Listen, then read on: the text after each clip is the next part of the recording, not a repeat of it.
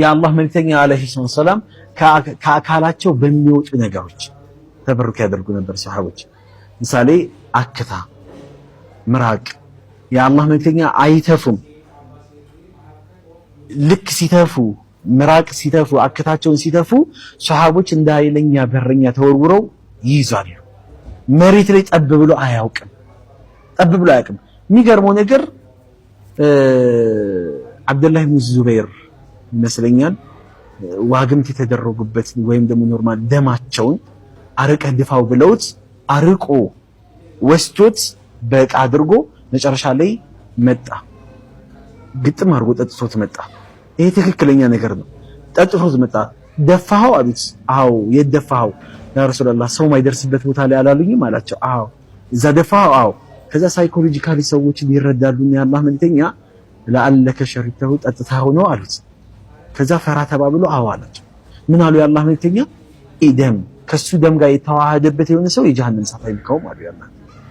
መልካም እንግዲህ እንደሰማችሁት የሙሐመድ ተከታዮች ከሙሐመድ ውስጥ የሚወጡ ቆሻሻ ነገሮችን ተሻምተው ነበረ የሚተባበሱት የሚጠቀሙት ማለት ነው።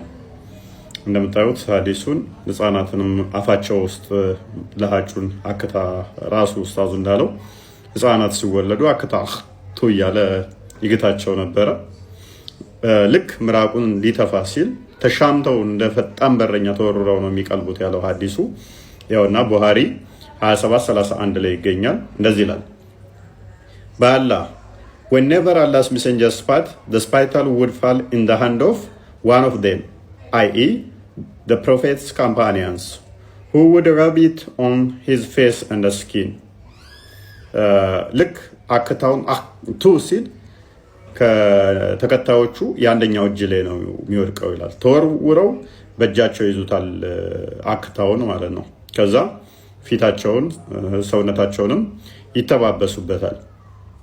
በህይወት ያሉት ብቻ ሳይሆኑ ባይዘይ የሞተ ሰውንም ከመቃብር አውጥቶ ሙሐመድ ምራቁን አፍ ውስጥ ይጨምራል። እንደገና ደግሞ ላውሌ ምራቁንም ይተፋ ነበር ከመቃብር ውስጥ አውጥቶ ማለት ነው። እና ይሄ ሱና ነው። በጊዜው ያንን የተገበሩት ነበር።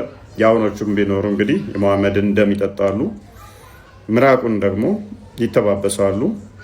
ህፃን ልጆቻቸውንም ጭምር ምራቁን እንዲግት ይፈቅዱ ነበር ማለት ነው።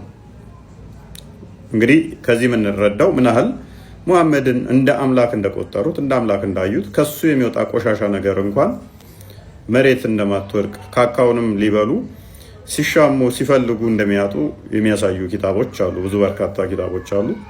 ካካ ካለ በኋላ ካካውን ፍለጋ ይሄዳሉና ሳንጠቅሳቸው ምናልፋቸው ብዙ ነገሮች አሉ። የራሳቸው ኡስታዞች እንዲህ ሲያመጧቸው ግን ጠቆም ለማድረግ እንወዳለን ማለት ነው።